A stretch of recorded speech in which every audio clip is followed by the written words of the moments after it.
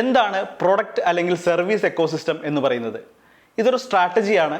ഇതൊരു എക്സാമ്പിളോട് കൂടി നിങ്ങൾക്ക് ഞാൻ പരിചയപ്പെടുത്തി തരാം. എന്തുകൊണ്ടാണ് ഐഫോൺ ഉപയോഗിക്കുന്ന ആൾക്കാർ പുതിയ വെർഷൻ ഐഫോൺ വരുമ്പോൾ അതിലേക്ക് മാത്രം സ്വിച്ച് ചെയ്യുന്നത്? എന്തുകൊണ്ടാണ് മാക്ബുക്ക് ഉപയോഗിക്കുന്ന ആൾക്കാർ കൂടുതലും മാക്ബുക്ക് തന്നെ അടുത്ത വെർഷൻ പ്രിഫർ ചെയ്യുന്നത്? ഇത് ഒരു സ്ട്രാറ്റജിയാണ്.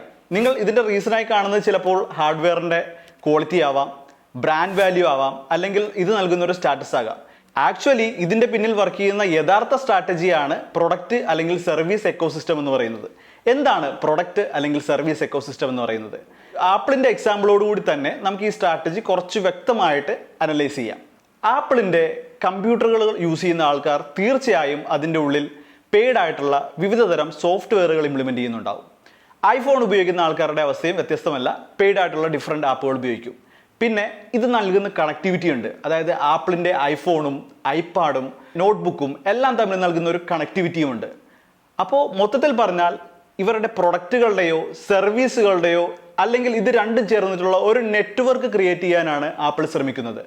ഇതിൽ ഏതെങ്കിലും ഒരു പ്രൊഡക്റ്റ് നമ്മൾ ഇതിൽ നിന്ന് ചേഞ്ച് ചെയ്യാൻ ശ്രമിച്ചാൽ നമ്മൾ തീർച്ചയായും ആപ്പിളിൻ്റെ തന്നെ സർവീസോ പ്രൊഡക്റ്റോ വീണ്ടും അതിലേക്ക് കൊണ്ടുവരേണ്ടി വരും. അതല്ല ഒരു പെട്ടെന്ന് ഒരു ദിവസം നമ്മൾ ആപ്പിൾ വേണ്ട എന്ന് തീരുമാനിച്ചു കഴിഞ്ഞാൽ നമ്മൾക്കുണ്ടാവുന്ന ആ ബ്രാൻഡിങ്ങിൻ്റെ സ്വിച്ചിങ് കോസ്റ്റ് വളരെ കൂടുതലായിരിക്കും. ഇതുകൊണ്ടാണ് ആപ്പിൾ യൂസ് ചെയ്യുന്ന ആളുകൾ വീണ്ടും ആപ്പിളിലേക്ക് തന്നെ വരുന്നത്. കാരണം സ്വിച്ചിങ് കോസ്റ്റ് ഭയങ്കര കൂടുതലായിരിക്കും. ഒരു എക്സാമ്പിൾ പറയുകയാണെങ്കിൽ, ഞാൻ മാക്ബുക്ക് മാറ്റുകയാണെന്ന് വിചാരിക്കട്ടെ.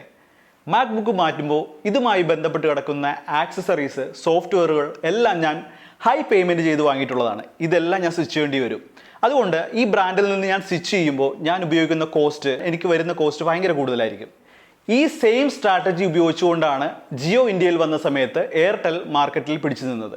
നമുക്ക് നോക്കിയാൽ അറിയാം, ആ സമയത്തുണ്ടായിരുന്ന കോമ്പറ്റീറ്റേഴ്സിനെ അപേക്ഷിച്ച് എയർടെല്ലിന് ഒരു എക്കോ സിസ്റ്റം ഉണ്ടായിരുന്നു. എയർടെല്ലിൻ്റെ ഫൈബർ ഉണ്ടായിരുന്നു, എയർടെല്ലിൻ്റെ ബിഗ് ടി വി ഉണ്ടായിരുന്നു, എയർടെല്ലിൻ്റെ പേയ്മെൻറ്റ് ആപ്പുകൾ ഉണ്ടായിരുന്നു. അതുകൂടാതെ മറ്റു പല ആപ്പുകളുമായിട്ട് ടൈഅപ്പുകൾ, ഈവൻ ഐഫോണുമായിട്ട് വരെ ടൈഅപ്പുകൾ ഉണ്ടായിരുന്നു. ഇതാണ് ഒരു പരിധിവരെ ആൾക്കാരെ എയർടെല്ലിൽ നിന്ന് സ്വിച്ച് ചെയ്യുന്നതിന് തടഞ്ഞത്. ഈ സെയിം സ്ട്രാറ്റജി തന്നെയാണ് ജിയോ ഇപ്പോൾ അഡോപ്റ്റ് ചെയ്തുകൊണ്ടിരിക്കുന്നത്. ജിയോ ഡിഫറെൻറ്റ് പ്രൊഡക്റ്റുകളും സർവീസുകളുമായി ഒരു എക്കോസിസ്റ്റം നമുക്ക് ക്രിയേറ്റ് ചെയ്തുകൊണ്ടിരിക്കുകയാണ്.